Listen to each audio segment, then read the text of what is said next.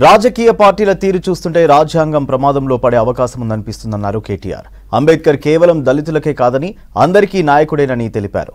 133వ జయంతి సందర్భంగా అంబేద్కర్ విగ్రహానికి నివాళులర్పించారు కేటీఆర్. నగర నడిబొడ్డున అంబేద్కర్ విగ్రహం పెట్టామని, నూతన సచివాలయంకు ఆయన పేరే పెట్టుకున్నామన్నారు. అంబేద్కర్ బాటలోనే కేసీఆర్ అడుగులు వేస్తున్నారని తెలిపారు కేటీఆర్.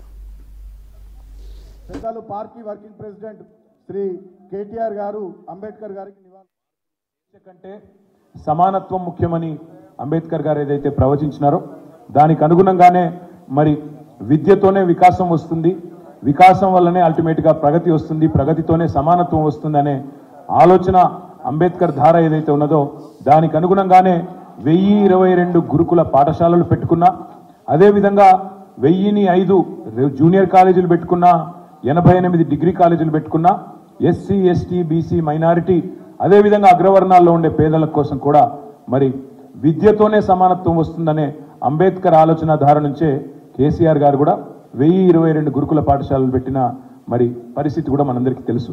మహాత్మా గాంధీతో తప్పకుండా పోల్చి సరిసమానమైన స్థాయి కలిగిన నాయకుడు అంబేద్కర్ గారు. అందుకే అంతటి ఘనమైన నివాళిని ఆ రోజు కేసీఆర్ గారి నాయకత్వంలో మనం శాసనసభలో అందించుకున్నాం.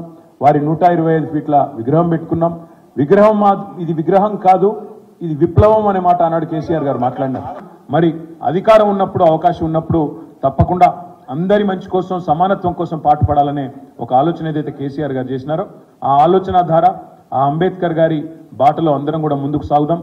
ఆయన దళిత నాయకుడనో బడుగు బలహీన వర్గాల నాయకుడనో రాయలేదు. He is founding father, is one of the founding fathers of modern India.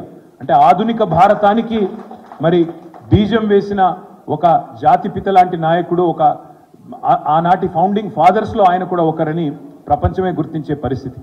ఆ రాజ్యాంగం ప్రమాదంలో పడకూడదు. అంబేద్కర్ గారి ఆలోచన ధారకు అనుగుణంగా ఈ దేశంలోని అన్ని కులాలు, అన్ని మతాలు, అన్ని వర్గాలు కలిసి మెలిసి ముందుకు పోవాలి అంటే తప్పకుండా మనందరం కూడా వారి ఆశయం కోసం పాటుపడడమే వారికి అర్పించే నిజమైన నివాళి అవుతుంది.